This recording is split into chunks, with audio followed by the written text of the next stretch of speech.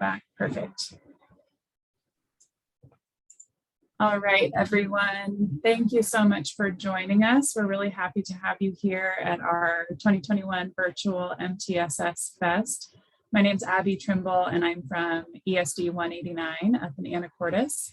And I would first like to thank our sponsors, Northwest PBIS, Kaiser Permanente, and the Office of the Superintendent of Public Instruction in Washington, as I go through and admit some more people.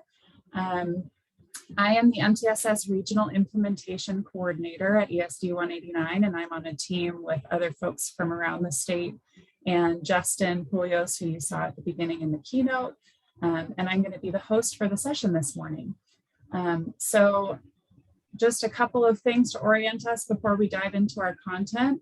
Please share any questions you have in the chat box. Stella and I are going to be monitoring the chat, and we will make sure and raise questions for our Q&A portion at the end of this presentation. So please use the chat box to ask some questions, and we're going to answer as many as we can at the end.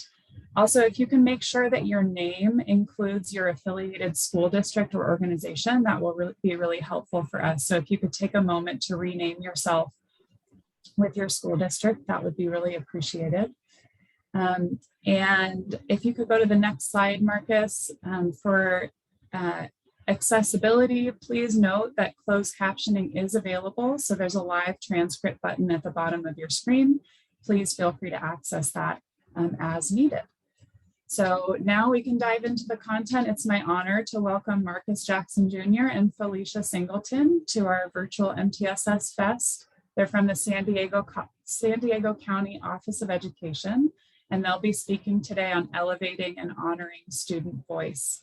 So let's dive in. Marcus and Felicia, it's all you. All right, thank you. We appreciate you all being here today. Felicia, I'll let you go ahead and introduce yourself first. Sure. I just see a quick comment that some folks are having difficulty hearing us. I'm going to do a test really quick. Can everyone hear us okay? Yes, okay, thank you for those answers. So good morning, greetings everyone. I am Felicia Singleton. I come from the San Diego County Office of Education, where I am the Director of System of Supports in the Student Services and Programs Division. And really all that means is that my work is grounded in equity-centered, multi-tiered systems of support such as PBIS, restorative justice practices, social emotional learning, school social work services, and we support districts in building out their tiered structure and being able to identify student need at all three levels, tiers 1, 2, and 3. Hello, everyone, and I'm Marcus Jackson. I'm with the South County Special Education Local Plan area. My background is as a school psychologist and as a school administrator. My focus is equity and disproportionality, also multi-tiered systems of supports, PBIS, school culture, and climate. Thank you for being here today. So as we get started, it is our practice in San Diego County to open all of our meetings, events, celebrations with the land acknowledgement. And I know this has become a very popular practice across the country as we start to acknowledge the Native or Indigenous communities that were present in this country before settlers came. But one way we like to take it a step further is we don't want this to just be a performative reading of a land acknowledgement, but as we read these, we invite folks in whatever community you're in to reach out to your Indigenous and Native communities to learn more about their history and to learn more about their contribution to where you reside now. So for San Diego, we would read, every community owes its existence and vitality to generations from around the world who contributed their hopes, dreams, and energy to making the history that led to this moment. Some were brought here against their will. Some were drawn to leave their distant homes in hope of a better life, and some have lived on this land for more generations than can be counted. Please take a moment to consider the many legacies of violence, displacement, migration, and settlement that bring us together here today. Truth and acknowledgement are critical to building mutual respect and connection across all barriers of heritage and difference. And we begin this effort to acknowledge what has been buried by honoring the truth. Today, we gather here in San Diego on the ancestral lands that carry the footsteps of the Kumeyaay people. The Kumeyaay people have stewarded this land for centuries, and this land has nourished, healed, protected, and embraced them for many generations in a relationship of balance and harmony. We pay respects to their elders past and present, and we pay respect to the elders past and present for the communities in which you reside. And we find inspiration from this land. So thank you very much. So now what we're going to do, we'd like to also just kind of do a temperature check and see how folks are. We know we are in this virtual world and have been for well over a year now. So we have children at home, we have parents at home, we have other folks working at home. So we just want to gauge how folks are showing up today. So what we have before you today is called a mood meter, and it's adapted from the ruler approach, which was developed by Mark Burkett, who is an expert in social emotional learning. So if you could just take a look at this meter and think about how you are showing up today. It also helps Marcus and I be able to support if someone's coming in feeling anxious or if someone's feeling down about something. It just helps us know how to set the tone for our training. So what we're going to do is think about the color quadrant that you're in. So red meaning high energy, but maybe some unpleasant feelings, or maybe you're green. You're feeling great, you're mellow, you're chilled. Think about the color. We want you to enter the color in the chat, but do not hit enter. We're going to create what's called a waterfall chat, a waterfall experience. So we'll give you a couple seconds. Think about where your mood lies in the quadrant, identify that color, and then type it in the chat. And on the count of 3, you will hit enter, and everyone's mood color will show up in the chat. So are we ready? On the count of 3, everyone hit enter. 1, 2, 3. Awesome. Okay, so we see a lot of folks are living somewhere between yellow and green. Okay, so we're going to do our best for those of you who are maybe not falling in those areas to support you. And we hope that this conversation, we want to look at it as a conversation and an opportunity to share our story, but we hope that you can take something away as you move back to your own context and your own school sites. So when we present, we'd like to anchor our conversations in these community agreements. And we want to agree that we will all assume goodwill. We're going to do our best to be fully present. Again, we acknowledge that we may be working from home or in other areas that have distractions or that need our attention, and that is okay. We want to share the air. We will be communicating through chat today because we have such a short time. We ask that we stay curious.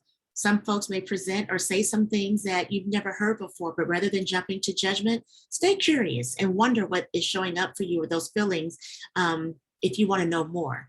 We're going to listen and speak or listen and chat from the heart. We're going to breathe and take care of ourselves. And then as we share, we're going to tell our own story today.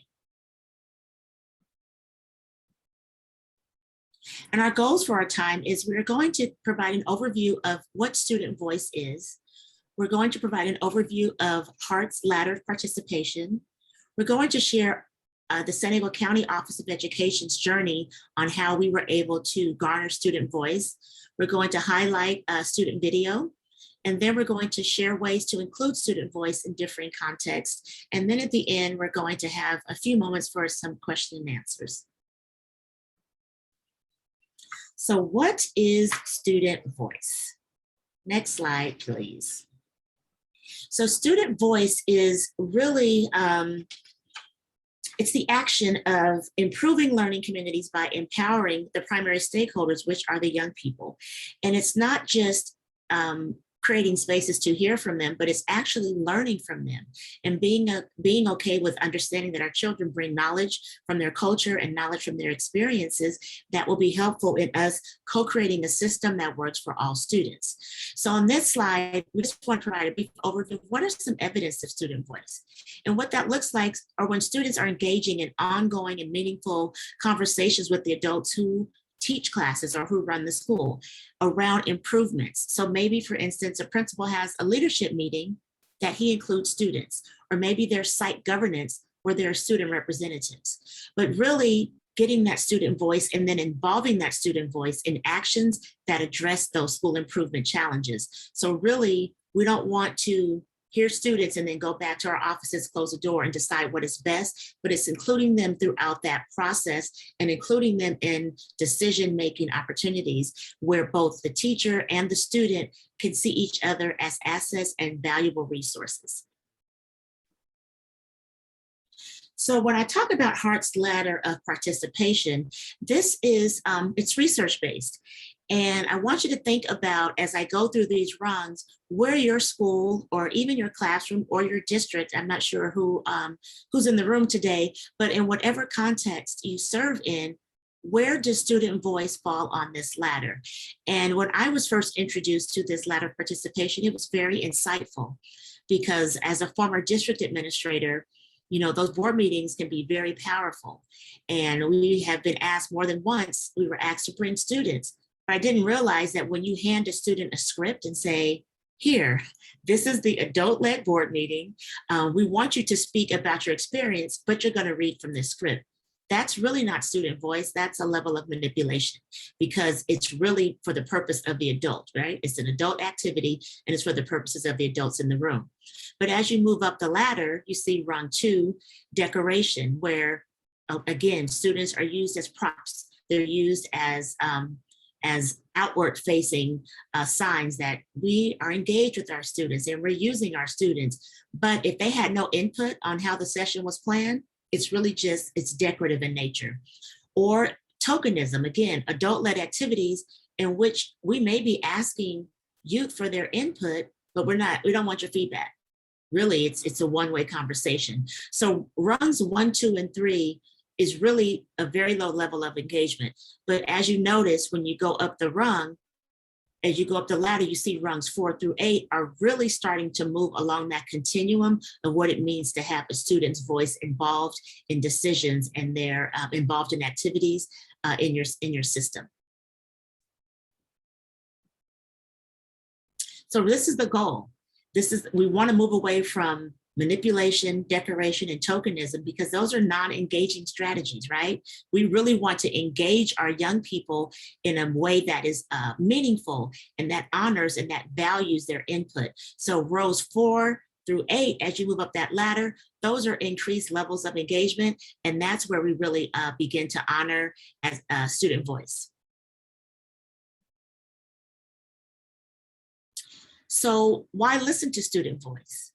Again, it brings a fresh perspective, right? So I'm a mother, I have 4 daughters. And when I was a school counselor at a school or a school principal, my students always wondered how I knew the latest lingo or, you know, how was I staying woke or what the language they were using, because I was getting that fresh perspective from my kids at home, from my students at home. But it also, it's helpful in schools because topics that we've been using for 5 or 10 years are outdated. Our children are digital natives. They are bringing us fresh perspective and in a lot of ways showing us better ways that we can accomplish our goals. Also, when we include student voice, it transcends this hierarchy between you're the student, I'm the adult, I know best. It brings us together, again, seeing all of our knowledge as assets and creating the space for us to be okay to learn from one another. So it really disrupts that hierarchy that the adult knows best.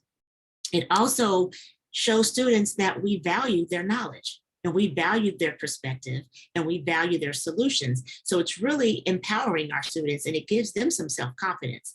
These 2 bottom bullets in blue is really where our examples are going to connect to, where students raise issues of inequity and other difficult topics that either go unnoticed, misunderstood, or in all honesty, avoided because they're difficult to talk about. And then when we hear their voice, we provide educators with access to information and relationships to the communities. It's not uncommon for educators to work in schools that aren't in the communities that they live in. But when we can engage student voice, we can learn about those neighborhoods, we can learn about those communities, and we can connect better with those community groups because we're honoring and valuing what they're bringing to the table. So here's a short video on student voice. I just want you to listen, think about what resonates with you, and then we'll come back and have a really brief discussion.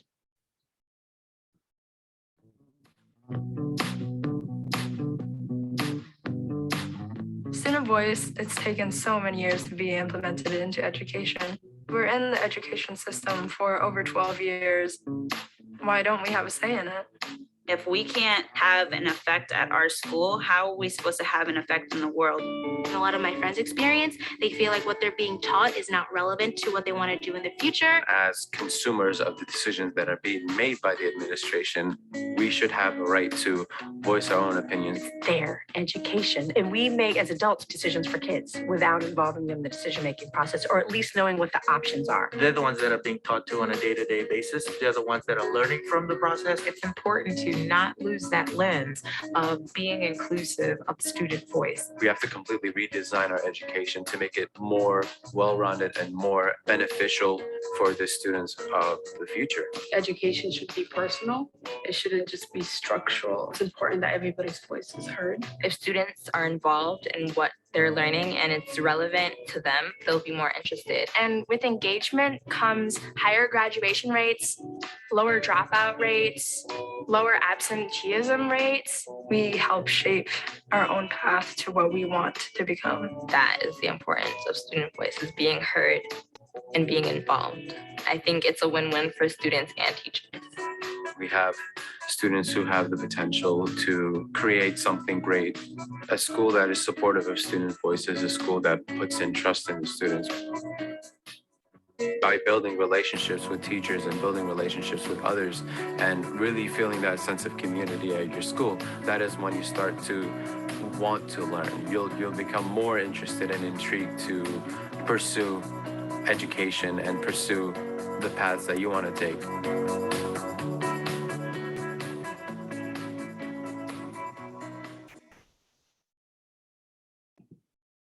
Thank you for that, Marcus.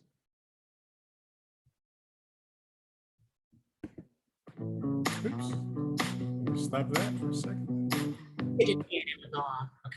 There we go. There we go. So a couple of quotes, couple of statements that the young people made stood out to me. And we'd like to include them today and think of, just here briefly, or you can even jot this down. We don't have to share out, but we're in the system over 12 years. Why don't we have a say? If we're supposed to have an effect on the world, why can't we have an effect on the school system? And then one young man talked about, the students are the consumers. So I really want to be clear. I'm not painting a picture here that we just release the reins and let the students have at it, but it's about inclusivity and including them in these conversations and in these decisions. It may not always go their way, but at least when we create the opportunity for them to be included, they can understand why certain decisions are being made. So we wanted to just bring this little data point in that in our state, according to the California Department of Education, only 30% of California students report even having meaningful participation in their school. So if you can just think about your system, your classroom again, if you're a site administrator, your school site, if you're a district administrator, your district, to what extent is student voice honored in your system? And if you feel safe, you can drop that in the chat. And again, we want to say that this is not, these opportunities to share in the chat are not designed to pass judgment, but it's really designed to connect us and show that in a lot of ways, we're all in this together, right? We're all struggling and grappling and trying to figure this out. Okay, so in some context. Awesome, 2 moving towards 3. Great. So thank you for sharing those. In the interest of time, we're going to move to the next slide, but we're hoping to engage in some conversation at the end. So now I'm going to move into our story. And this is how we garnered student voice here at San Diego County Office of Education. And just to give a little bit about our organization, the San Diego County Office of Education is a regional Office of Education that supports districts in the county. And in San Diego County, we support 42 school districts. So in our, and we have students, but our students that we serve are in the juvenile court and community schools. So we do have a small number of students that reside or that go to school in our county office, but for the most part, we're supporting districts on how to to support their students and their parents in their districts. So you can go to the next slide. Our student voice journey really came about in 2020 when the pandemic happened. And this slide is included because our superintendent, every time he presents, he uses this slide. And what it really shows is we hear the quote a lot of times that, you know, the system is broken, the system's not working for everyone. But the system we know was designed to work exactly the way it's working. And we found this quote from Thomas Jefferson way back in 1779, that even back then, scholarship would allow a very few of the laboring class to advance by raking a few geniuses from the rubbish. So education from the beginning wasn't meant for everyone. It was meant for those with access. It was meant for those who came from affluent families. But every now and then we reach down to the laboring class and rake a few of those geniuses, because maybe a few are embedded in the lower class, and we would rake them up and bring them up. So we know that data shows nationally in California that there's still this gap. We call them opportunity gaps or access gaps, achievement gaps, right? So we know this exists. If you go to the next slide, Marcus. But what really happened for us is the intersection of the pandemic and with the reckoning of racism and social justice that was happening in our country, it was an opportunity for us to do something with that, to do something different. So a group of staff came together and, we were talking about what was happening, and we said, how can we imagine an experience where educators could be in a safe place and hear what the experiences are? And then it was decided, why don't we hear from students? Right? Why aren't we hearing, like the young man said, from the consumers of our education system? So we sought out to recruit students, and this was in the summer of last year, but we leveraged our relationships with our district partners, and we were able to pull students together to prepare them for a panel. Now, I use the word prepare. This was not manipulation or decoration or tokenism, right? We literally met with the students and had conversations with them to build community. So the next slide will describe how we did that. Once our students were identified, we had a virtual meeting, and we really anchored our approach in restorative practices. So what we did was we brought them together to build community and create a safe space. We established those community norms and agreements, and we brought those who inspired these young people into the room by asking them to name someone who had motivated them, name someone who had supported them. And once we had a few sessions with the young people, we were able to really establish that trust. And let me tell you, they were able to speak freely. We empowered them to tell their story. We opened up each session with the quote that these stories aren't up for debate. These are their stories. We asked the students to be authentic. We asked everyone to listen to them from the heart. And then we asked everyone to stay curious, right? So not to pass judgment. So this next slide is where we're going to show a 7-minute excerpt of our very first student voice video that we named Young, Gifted, and Black. Marcus?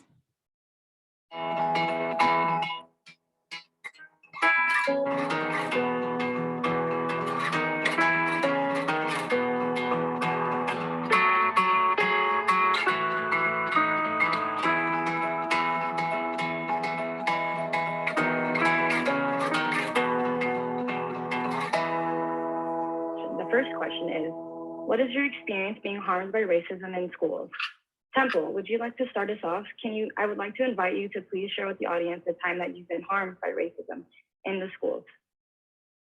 A time I've experienced racism in school was during my freshman year in my Spanish class. I was new to the school. I started 3 months late into my freshman year because I had originally went to a charter and I wanted to go to a public school for a more diverse experience.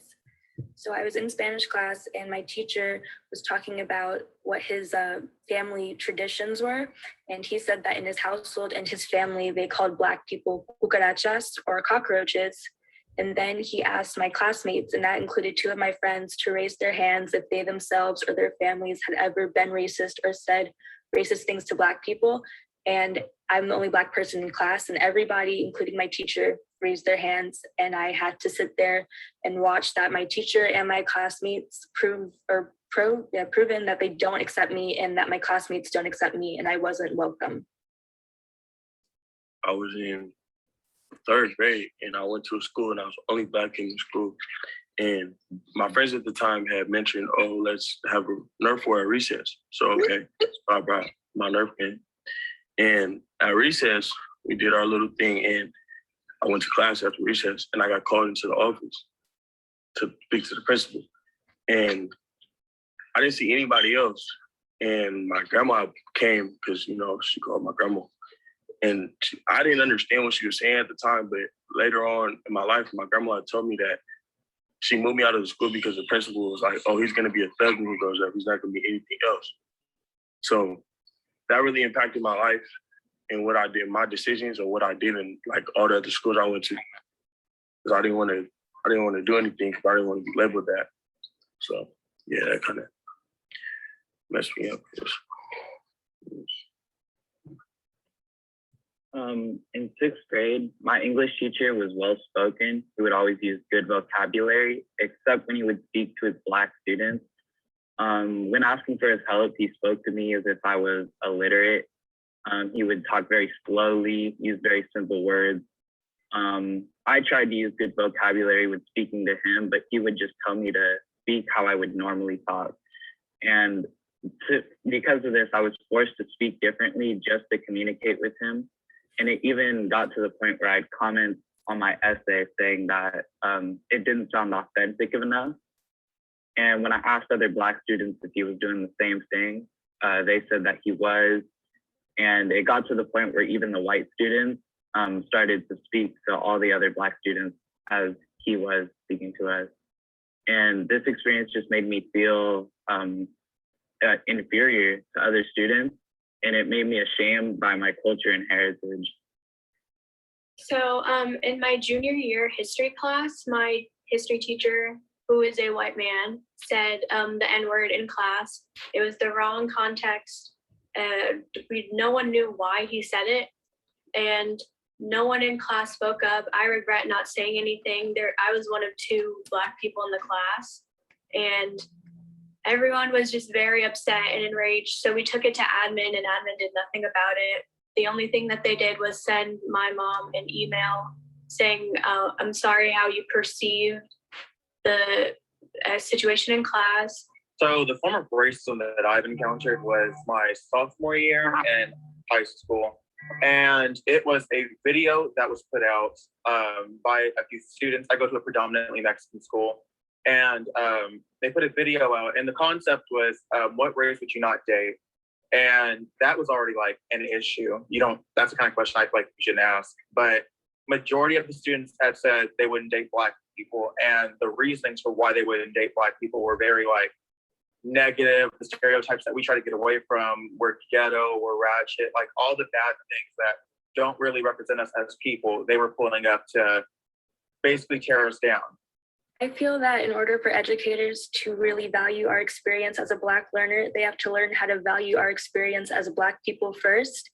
And I know in my educational journey, whenever Black people are brought up in any context of learning, it's always about the struggle and middle passage and slavery. But I feel like if they uplifted the joys and inventions and contributions that we've made, it would make a huge difference. We need to have really important conversations because that's what's important. It is not the Black people's job to show them like why we're feeling this way or why we're having this sort of reaction. It should be their own personal thing saying, oh, why are they feeling this way? And they should seek out that information. We should not have to put it for them. And also that they need to sympathize and understand like I'm bringing it back to what I said about the perception thing about my school. There's only one way to perceive racism, and that it is racist and that it's harmful. So I think that it's important that they understand that and that it doesn't happen again. I think that what we need to do to like feel more empowered and safe when we come back is to have our experiences recognized in a more normal manner, like outside of the couple of Black student union assemblies that, you know, some people are deciding to go to, like I feel like it just needs to be talked about comfortably, like between teachers, and maybe even learned about like just what we're going through, and like how it's not all negative, so that we can feel safe and feel empowered to just talk about all the like positive experiences that come along with being a Black person. So that's what I think would make me feel like more safe coming back, especially with what's going on right now. I would just want for teachers to recognize experiences with racism and accept that racism is still a part of today's society. Because the first steps to getting rid of anything is recognizing that it exists. And I think once that they do that, we can overall come together as a community and possibly create a stronger and more powerful community. Oops. Sorry about that. Thank you, Marcus. So now I'm going to turn it over to my colleague and partner, Marcus, to debrief the video. Thank you all. Thank you, Felicia. I appreciate that. We hope that that video, what you heard in the video, speaks to you like it did to us the first time we heard it. As Felicia mentioned, that's an extracted version. I think the original one was 45 minutes. And what we'd like you to do right now is just, let's take a brief pause and just debrief. I'll throw two questions out there, or just two things to think about. The first is, think about what the students were saying, what they said, and what they need from their teachers, school, society, and from their peers. Feel free to put that in the chat. And then think about, how could you capture student voice in your school or your district? I'll give you a moment to put a couple of responses in the chat.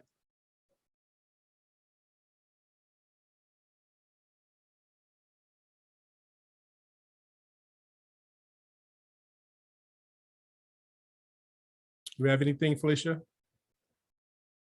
Nothing yet. I know these are pretty heavy questions, so. We do. Thank you. Students need to be seen, heard, and believed.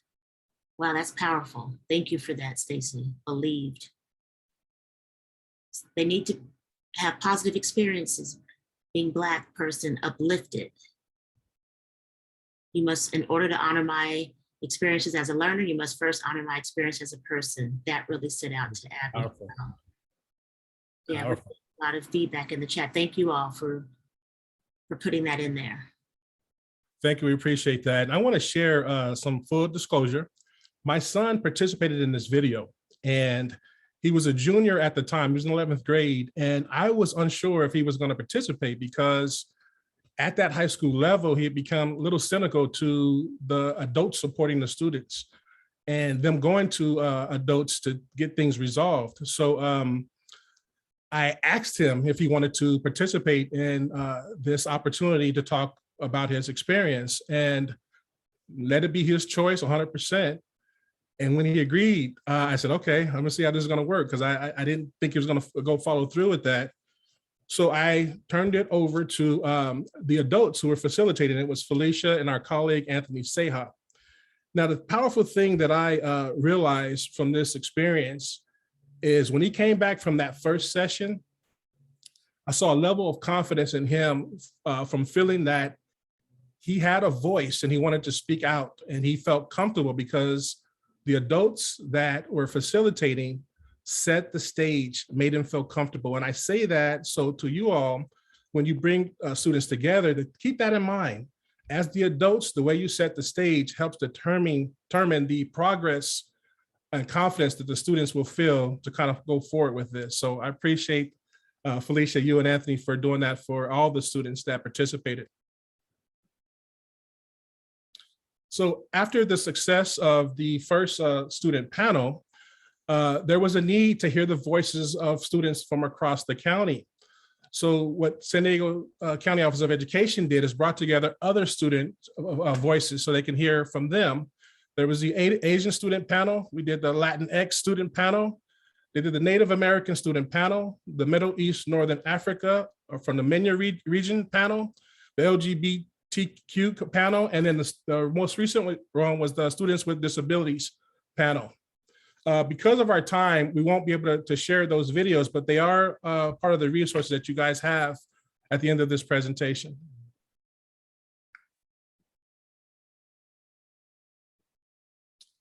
Okay, including student voice. In this section, we'll talk about some ways you can include student voice within different levels of education through practice or policy. So when you think about the Hart's ladder that Felicia spoke about, this is getting students in that active component, rungs 4 through 8.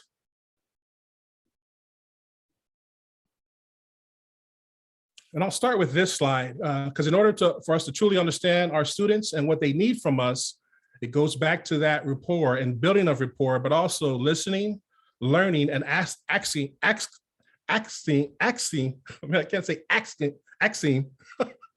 unique and special gifts of the culture that our students bring. And this helps build and expand on student voice. And then this creates that real dialogue through creative ways, which could include opportunities to process deep conversations to address any inequities that the students may be going through. Another good way to do that is through storytelling or poetry. A lot of students can share their experience through that format. Also, the sharing of family traditions.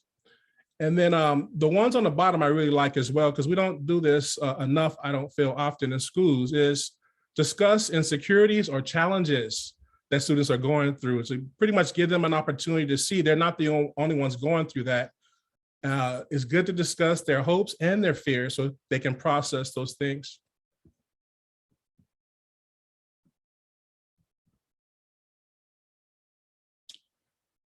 All right, the next few slides come from the research done by the Center for American Progress. In the article, Elevating Student Voice in Education, the authors emphasize the importance of including the student voice overall, but also not forgetting those historically marginalized groups, as Felicia mentioned earlier, which include our Blacks, Latinx, Native American, as well as our students with disabilities and the students from our lower socioeconomic populations. When it came to students overall, I thought this was very interesting.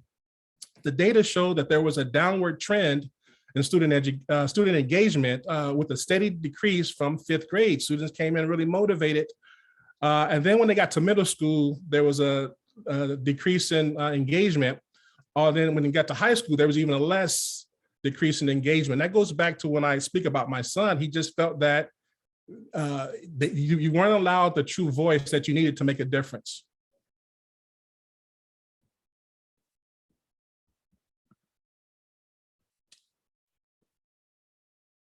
All right, so what I'd like to do here, I can't see the top of the slide, but let me see. It's honoring student voice at the district level. Oh, perfect, okay. Okay, yeah, so now with these next few slides, we'll talk about honoring student voice at the student level. But I'm going to take that to 3 levels of education. I'll start with the district when you're at the school level. When you're at the school level, it's about fostering adult student trust and communication, as well as promoting personalized learning. I'll just take a couple of these. Finding ways to encourage schools to build time for student-educator collaboration and enable personalized learning. That goes back to what Felicia mentioned earlier. When you're at this level of student engagement, it's not that tokenism type of component. It's where you're really getting students involved. Down at the bottom where it says offer student-led conferences and provide training to teachers on how to conduct them. They've been doing that in our schools for years. Students actually, I remember my student was in 3rd grade. They were leading the parent-teacher conferences when it was time to sit down like that. And that builds that voice at an early age. As students get older, they have more opportunities and the ability to talk through their feelings and have a voice that way.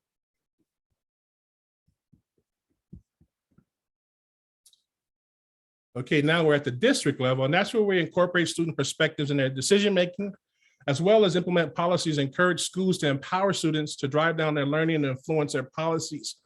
What I've seen a lot is students they're part of the board meeting, but a lot of times they're just sitting there. That's that tokenism aspect that that Felicia spoke about. But when they're actually a part of those board meetings and having an active voice in some of those aspects really builds that confidence. Include students on governing bodies and create advisory committees to engage more students' perspectives on important decision. That is having an active opportunity to know that your voice is included in the decision-making. And then when you get to that state level, it's really about developing and implementing policy to encourage schools to empower students.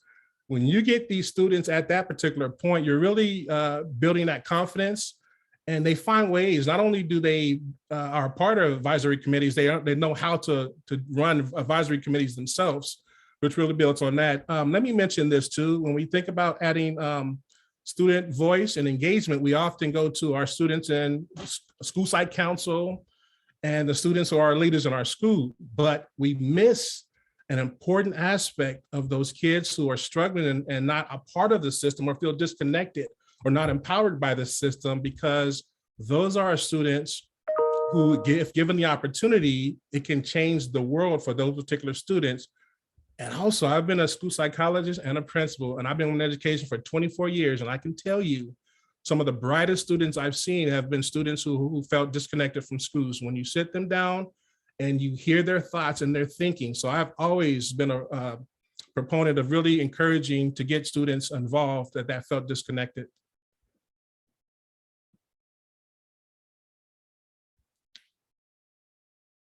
All right, now we're realists. And we know that making real systemic change is a process and often takes time, because you got to put the right people in the right place to be able to get things to move into action. But we want you to leave today with two things. So we'll go two things at you.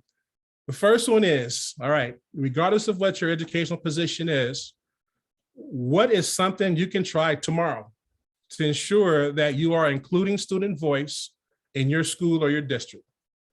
You can, if you can put that in the chat. Let's see what we get there. I'm talking about tomorrow. This is assuming that you're back in session. So yes. You're when you not go back. Yes. When you step foot back on that campus.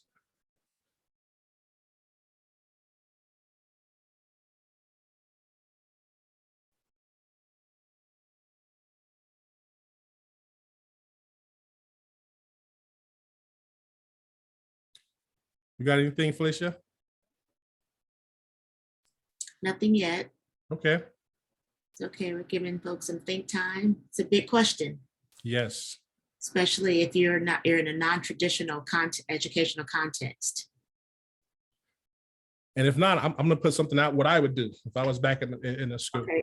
I do see some. Let's see. Okay. We have recruiting students for advisory committees, yes. utilizing their input for program development, starting a student leadership club, asking students to make improvements, plan PBIS activities. This is in place of a attempt to get a leadership class that was not approved. So why not start a leadership club? Very creative. Thank you all for sharing. Awesome. That. Appreciate it. I'm going to add on to that. My next question for you is, what impact do you think your inclusion of student voice will have on your students 30 days after that? What type of impact do you think that will have? Someone put something, Sonia, in the chat that actually connects, thinking that coming back from in person, it's important to listen to students and utilize counselors, leadership clubs, advisors, and peer groups. So that's super important when you think about, it sounds like in your area, schools have not been in person yet. So coming back in person, it's going to be very important to listen to students.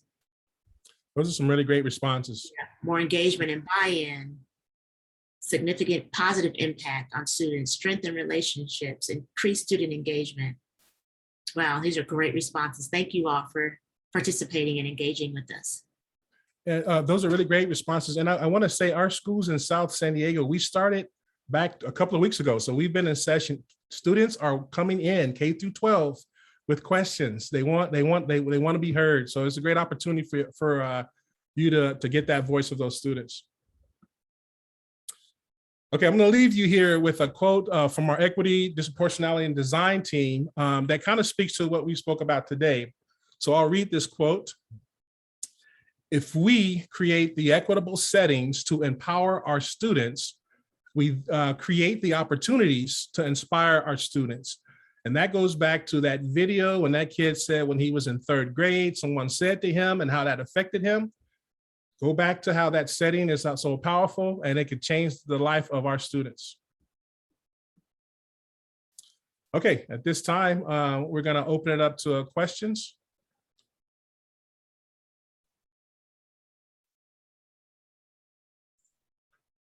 So far, I don't have any questions for you in the chat, but Okay. I did get a great, I think we all can see the comment from Michelle in Puyallup that her district purchased Panorama for student, staff, and family surveys. Yes. And that really stood out to me as a tenet of MTSS, right? Is that student, family, and community collaboration. So I wanted to highlight that. Thank you all. But if there are questions that are coming up, we would love to get those answered by Marcus and Felicia. So please put them in the chat. Looks like Stacy has asked, what ways have you used to get district leaders to truly listen to student voice and go beyond the tokenism? So I'm just going to speak from our experience with the student voice panels. The feedback and the engagement has been tremendous. These panels are virtual. We have them in the afternoon so folks can come after hours and they're free. So we've had superintendents and district level leaders, site leaders and teachers all engaged in this session at one time. And literally, as the panels are happening, we're getting text messages and getting emails saying, can you come to our school? Can you come to our school? Can you come to our school? We want to do some work. From the panels in each group, we also wanted to point out that our moderators were college students who happened to be graduates. Not happened. We specifically recruited former graduates or former students in our county who were now in college. But on each panel, those district leaders they weren't informed that your student may be on a panel, but each one of those panel students have been tapped to create a similar experience at both their school site and in some cases at the district office. So I think creating the conditions, I think when we could get away from this adversarial relationship that if somebody believes something different from me, then we have to fight about it. But being able to have these critical and courageous conversations in a safe space has proven to be very necessary. When we can move away from indictment and we can move away from judgment and move to curiosity and move to engagement and problem solving, right? And solution oriented, it has been very, very successful. So I think it was helpful that we also did not have the students give their last name, and we did not have the students tell what school they came from. We did not want this to be seen as, oh, that's happening over on that side of town or on those side of the tracks. So we wanted it to be the students only gave their first name. So I think that also showed our intentions that we're not trying to catch anyone here. We're just trying to open the lines of communication. And just to add to that, Felicia, you might have already said this, that these students didn't know each other beforehand. They came from all over the county.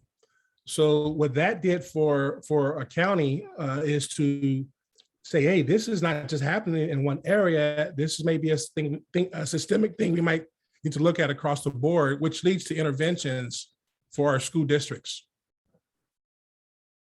Okay, a couple of questions here. One, do we have elementary examples of school leaders enhancing student voice in a pre-K 5 setting and resources? One of the, Marcus, I don't know if you have anything to share that right offhand, but Marcus and I are both principals, and he has an amazing story of how he included his students. Also, when I became a district level administrator, I was also over restorative practices, and we started training our students to be circle leaders, circle keepers. And I do have an example of an elementary school where we started doing community building circles, administration was all on board, and we trained the 5th graders, the school was K-5, pre-K-5, to be circle keepers. They presented to teachers once they learned, they facilitated, and then they would go into the lower primary grades, K1, 2, and 3, and facilitate those community building circles and be able to give that feedback to the teacher and to the administrator. So in the lower levels, I've seen where it's more it's more of community building and more trying to just build their confidence. And then Marcus, if you want to share your story of what you did with your young people, that would be amazing. Oh, for sure. What I did is, particularly when we're utilizing PBIS, every adult on our campus has a voice. We make sure we kind of break down that hierarchy that only the administrators have that opportunity. So we include everyone from our noon duty supervisors to our cafeteria supervisors to our custodians. So one group opportunity I put together for kids was called our Custodians and Responsible Students. That's the CARS team. So basically students had to apply. It was open to all of the particular students. And what they were responsible for was the beautification of our campus, not using the negative. I think sometimes when people work with custodians, they make that a more of a negative type of situation. No, that's not how I work. But what we did was those were the superstars of our school, because when I was doing an assembly with 800 students, guess who was setting up everything for me? They set up the microphones, they set up the stage, they did all those components. But it's a way, so a student who didn't feel like he or she had an opportunity, we found ways to include students and students having a voice. Now, they also had meetings, they had opportunities to give voices how we can improve. And I think that's an important part. But so because although we set the stage for programs, we get the voices from students to keep them going and to improve on them on a regular basis. And Ashley had a really good question, because this all sounds like sprinkles and rainbows and unicorns. And we know that everyone is not here yet. So the question is, what happens when you encounter an administrator who is resistant to student voice? And from my experience, I wouldn't push it. I would sit down with that administrator and invite that administrator to share what the concerns are. Why is there a resistance? Sometimes, most times when there is resistance, is because we don't know enough about it, or we've had some type of experience that left a bad taste in our mouth. So I would definitely recommend sitting down with that administrator. What is your concern about including student voice in our activities? And how can we plan and prepare to make sure that we don't have that same experience? Also, starting slow. If someone's had a bad experience around student voice, or they come from the school of thought that children should be seen and not heard, start slow.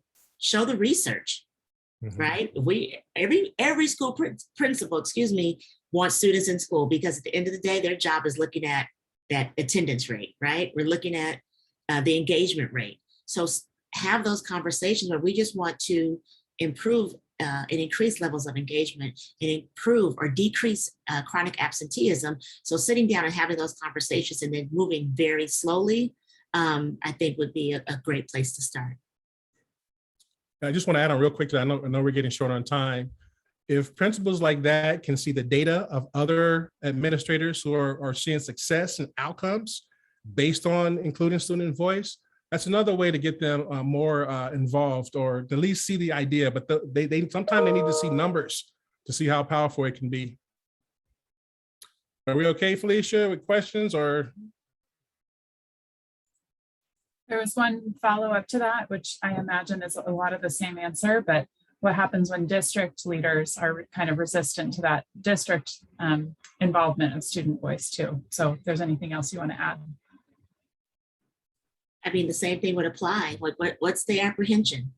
And then what's our goal? I'm pretty sure we all have the same goal, and we have to open up our minds and hearts to agreeing that there are different ways to achieve those goals. So I think Marcus's answer is spot on.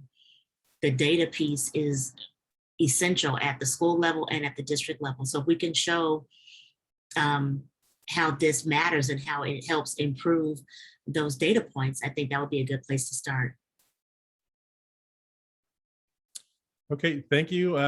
That's the last question. It looks like it. Yeah, okay. If there's any last questions, please feel free to put them in the chat. I'm gonna put up my screen. No, I'm not, because I'm not able to share it. Stella, can you, we can go through contact info, and then Stella, if you can make me a co-host to share the screen, that would be great. So basically, we just want to thank you for your time today. We appreciate great questions. Thank you for engaging with us. We appreciate, if you need to contact either Felicia or myself, our emails are here. Feel free, the link is active. And here's some resources for our session. So some of the resources we spoke about, the student videos, the panel, to some of the videos are attached to this particular page. So thank you all. Stop sharing and I'll give you access to share.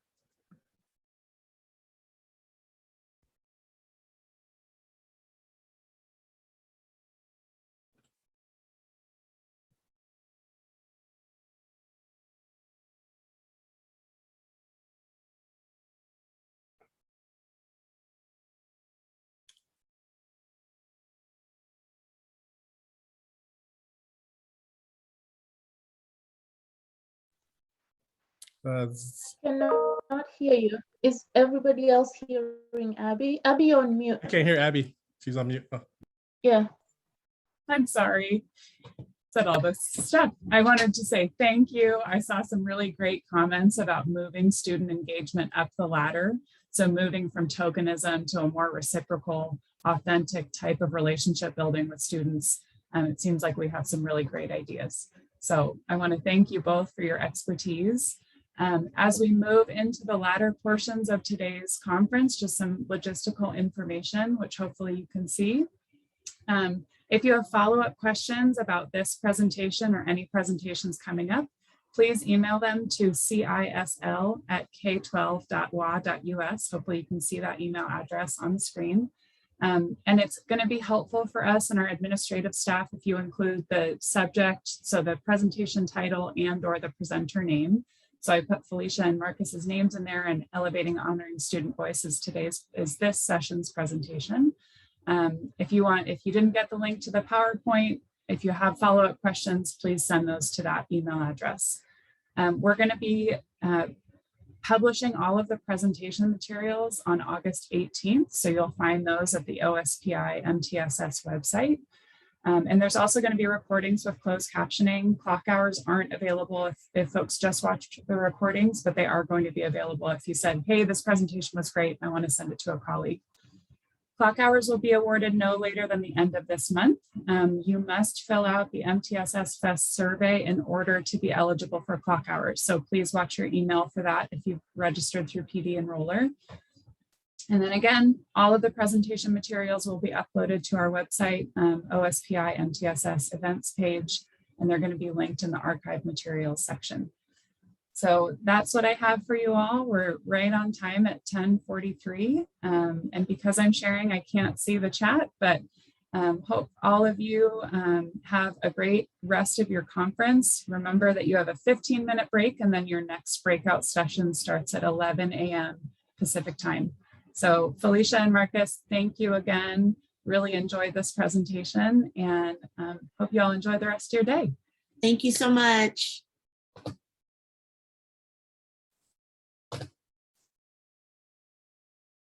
Can you stop recording, Abby? Yes.